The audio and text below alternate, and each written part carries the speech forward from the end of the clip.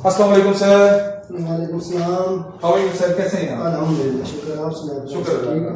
बेटा आज जिस शख्सियत को हमने मदऊ किया है अपने स्कूल में, मैं उनका बड़ा मशहूर हूँ सर। बड़ी फरमाइशें हैं बच्चों की, जिसकी बुनियाद पर हमने आज आपको यहाँ पे बुलाया है। किसी तारुफ के मोहताज नहीं है, one and only sir Akhtar Abbas साहब। आप एमए पॉलिटिकल साइंस हैं। आप इसके अलावा अल्लामा इकबाल ओपन यूनिवर्सिटी में ग्रेजुएशन की असाइनमेंट्स भी चेक करते हैं और उनके ट्यूटर भी हैं। इसके अलावा आप कंट्रोलर एग्जामिनेशन भी रहे हैं फेडरल बोर्ड में, और अभी भी माशाल्लाह मेरे ख्याल से आप जा रहे हैं। इसके अलावा सुपरिटेंडेंट भी जा रहे हैं, और इसके अलावा इन्वेजिलेशन भी आप कर चुके हैं। इसके अलावा आप जो है अभी एमए इंग्लिश भी करने वाले हैं, बल्कि मेरे ख्याल से सेमेस्टर 1 आपका हो भी गया है। और ऑलराउंडर है, ऑल इन ऑल माशाल्लाह, वेल ड्रेस हैं, रेगुलर हैं, और एक हमजेद शख्सियत है आप।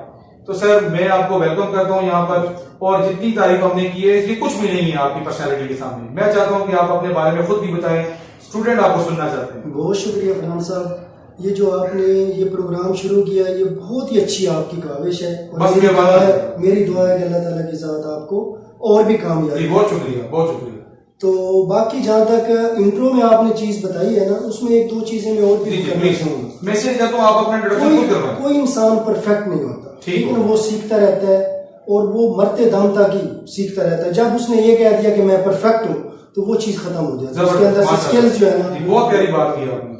तो अल्हम्दुलिल्लाह मैंने मास्टर किया पॉलिटिकल साइंस में, ठीक है, और मैंने मैट्रिक में टॉप किया माशाल्लाह। ऑनर बोर्ड पे अभी तक मेरे स्कूल में, सरकारी स्कूल में नाम 95 में मैंने टॉप किया था। आप मैं बेटा यहाँ पे बात और भी ऐड करूंगा, माशाल्लाह मुल्तान से ताल्लुक रखते हैं आप, और सराइकी बेल्ट से ताल्लुक रखते हैं। इंशाल्लाह एक इंटरव्यू का सराइकी बेल्ट के लिहाज से भी होगा। जी सर, प्लीज कंटिन्यू। तो वहां से मैंने टॉप किया, फिर एफएससी की, मैंने स्कॉलरशिप लिया, मैंने गवर्नमेंट एमरसन कॉलेज मुल्तान से सारी स्टडी मेरी तालीम एजुकेशन वहां से, बड़ा फेमस, जहाँ से हमारे फॉरेन मिनिस्टर शाह महमूद कुरैशी साहब और ex prime minister Syed Yousuf Raza Gilani साहब, और वहाँ मेरिट पे एडमिशन होती है। और यही वजह है कि एफएससी प्री मेडिकल में भी मैंने स्कॉलरशिप लिया, और उसके बाद ये अपनी स्टडी को मैंने कंटिन्यू किया, और आज तक मैं पढ़ भी रहा हूँ और पढ़ा भी रहा हूँ। इसीलिए तो सर मैं ये कहता हूँ कि आप ऑलराउंडर हैं। आपकी सब्जेक्ट कंट्रोल, आपका माशाल्लाह क्लास कंट्रोल, आपका डिसिप्लिन, पर्सनालिटी, ये सब एक लेवल से बनी होती है। तो मैं यहाँ पे सब पहला सवाल जो करना चाहता हूँ, ये अभी हमारा मौजूद से नहीं है, हम ये जनरल क्वेश्चन मेरा ज़हन में है कि सर मैं जब से आपको देख रहा हूँ 8 साल हो गए आप मेरे साथ काम कर रहे हैं, अगर आपके पास वो कौन सा ऐसा फार्मूला है, वो पंजाबी में कहते हैं ना गिदड़ सिंगी, वो कौन सी ऐसी फार्मूला है कि आप पूरी क्लास को कंट्रोल कर लेते हैं, और पिन ड्रॉप साइलेंस होता है, और बच्चा चाहे जितना भी बिगड़ा तिगड़ा हो आपकी क्लास में वो आएगा और उसका डिसिप्लिन बिल्कुल एक वन हो जाएगा। इसका राज हमें बताएं ताकि हम भी सीखें, और जो यंग टीचर अभी आ रहे हैं इस फील्ड के अंदर वो भी सीखें। बहुत शुक्रिया फरहान साहब, आपने बहुत ही किस्म का बर्निंग क्वेश्चन किया। जी जी बिल्कुल, क्योंकि ये शहजादपुर सर हमारे सीनियर टीचर थे, वो भी अक्सर मेरे से यही पूछते रहते थे। उसमें ये है कि टीचर जब क्लास में जाता है ना, first impression is the last impression. उसकी ड्रेसिंग, ठीक है, और दूसरा जब वो क्लास में एंटर होता है तो वो सारा सॉर्ट आउट कर लेता है बच्चों को कि मैंने इनको किस लेवल पे लेके जाना है, ठीक है। प्रॉब्लम क्रिएटर कौन से बच्चे हैं, पढ़ने वाले कौन से हैं, A+ ग्रेडिंग में, वो सबको सॉर्ट आउट कर लेता है। उसके बाद वो उनको फिर उस अंदाज से लेके चलता है। जी सर, हमने जिस मौजू के लिए आज आपको मदऊ किया है वो सब्जेक्ट है केमिस्ट्री। मैं देखता हूँ कि जो रिसर्चर हैं, टीचर हैं, और जो साइंस एजुकेटर है, वो कहते हैं कि जो केमिस्ट्री सब्जेक्ट है ये बच्चों के लिए बड़ा मुश्किल सब्जेक्ट है। आप क्या समझते हैं कि बच्चों को कैसे हम ये बताएंगे मुश्किल सब्जेक्ट नहीं, कैसे पढ़ाएंगे ये सब्जेक्ट? कोई भी चीज मुश्किल नहीं। जब हम ज़हन पे ये सवाल कर लेंगे कि ये बहुत मुश्किल है, तो वो हमारे लिए मुश्किल ना भी हो तो वो मुश्किल बन जाती है। कोई चीज भी मुश्किल नहीं है। सबसे पहले हमें ये ध्यान में रखना पड़ेगा कि कोई चीज मुश्किल नहीं होती। जी बेटा, ये पॉइंट आपने सबका ध्यान में रखना है कि कोई चीज मुश्किल नहीं है। जी सर, कोई भी चीज मुश्किल नहीं है, बस इंसान को मेहनत करनी चाहिए, और जो उसे सब्जेक्ट दिया गया है वो खुद भी स्टडी करे और अच्छे तरीके से आके क्लास में पढ़ाए, तो वो इंशाल्लाह क्लास का रिजल्ट भी आता होता है और वो बच्चों को समझ भी आती है।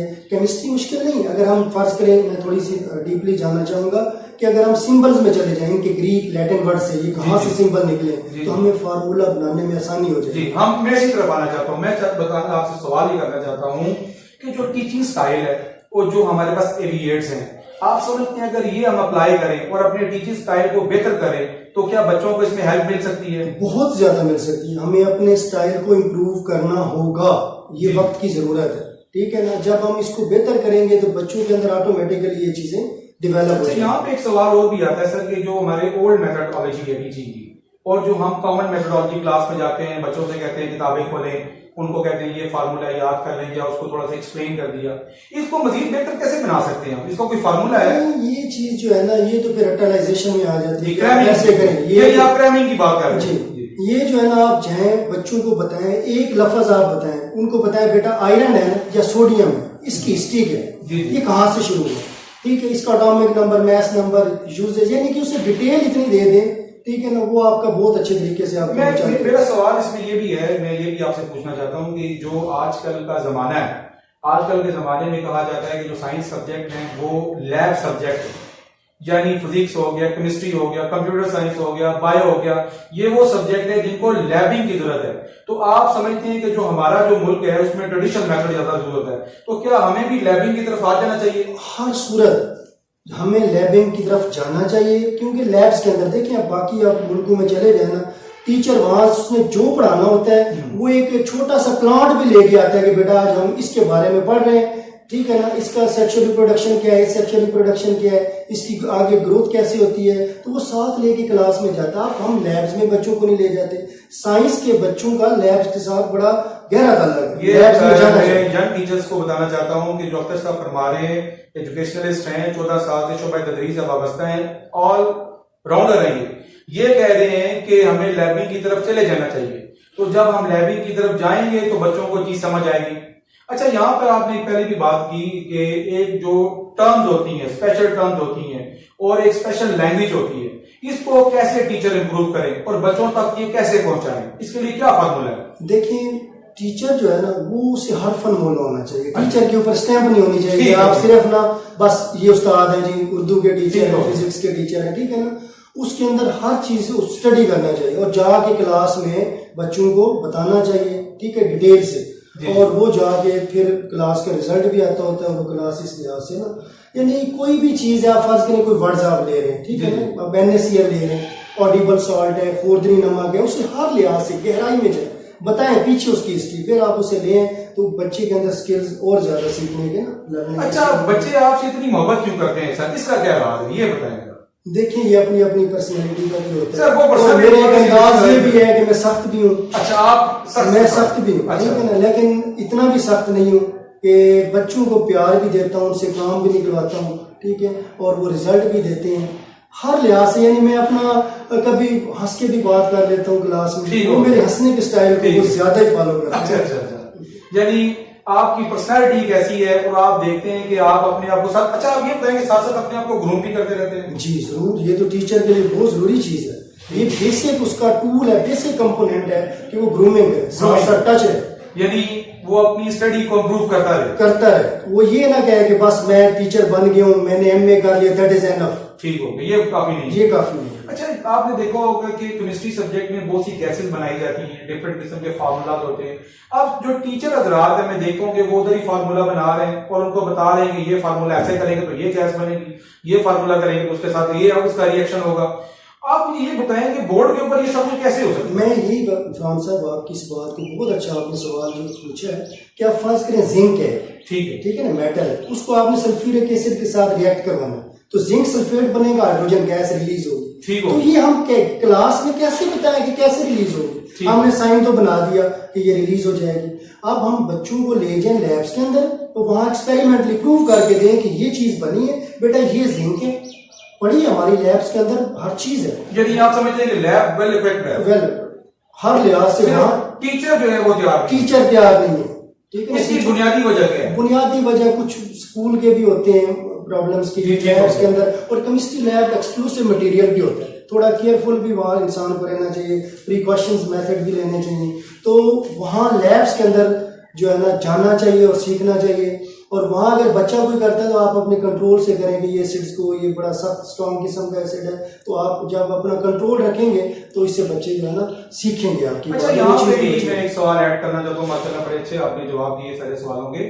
सर मैं ये कहना चाहता हूँ कि जैसे क्लास है, एक तरफ आप तो को एजुकेशन को भी पढ़ाते हैं, तो ये मैं पूछना चाहता हूँ कि ज्यादा जो केमिस्ट्री में जो इंटरेस्ट है वो बच्चियों का या बच्चों का? बच्चियों का बहुत इंटरेस्ट है, वो सिर्फ केमिस्ट्री में नहीं है, अच्छा। हर सब्जेक्ट में वो जिम्मेदारी लेती है, रिस्पॉन्सिबिलिटी लेती है, उन्हें आगे जाके उनका एक फ्यूचर है, वो ब्राइट फ्यूचर चाहते हैं अपना, और वो बहुत जिम्मेदार बच्चियां होती हैं, उनका काम बच्चों की निस्बत मैंने जो ऑब्जर्व किया बहुत ज्यादा जिम्मेदारी उनकी ट्रेनिंग घर से ही आ रही है, घर से क्योंकि ज्यादातर उन्होंने टाइम घर में स्पेंड करना है और उनको बता दिया जाता है कि उनका फ्यूचर पढ़ाई और उसके बाद किस किस्म का अपना फ्यूचर। जी अख्तर साहब से मैं आगे भी इंशाल्लाह सवाल अभी कर रहा हूँ। मैं इनसे इनकी तालीमी सलाहियतों के बारे में भी बात कर चुका हूँ, बच्चों के बारे में बात कर चुका हूँ और सब्जेक्ट मैटर के बारे में बात कर चुका हूँ। मैं ये इनसे पूछना चाहता हूँ कि माशाल्लाह ये एक इंस्टीट्यूट भी चला रहे हैं, ये बात इनको भी पता है और मुझे तो पता ही पता है, मैंने पूरी तहकीक की है इनके बारे में। तो मैं चाहता हूँ सर आप जो माशाल्लाह अपने एरिया में बेहतरीन जो है इंस्टीट्यूट चला रहे हैं, उसकी कामयाबी का क्या राज है? आपके पास कौन सी ऐसे वे हैं कि उसको भी माशाल्लाह आप लेके जा रहे हैं, इतनी माशाल्लाह पढ़ाई भी कर रहे हैं, लामा इकबाल में भी आप टीचिंग कर रहे हैं, आप सुपरिटेंडेंट भी हैं, ये सारी चीजें आप कैसे मैनेज करते हैं?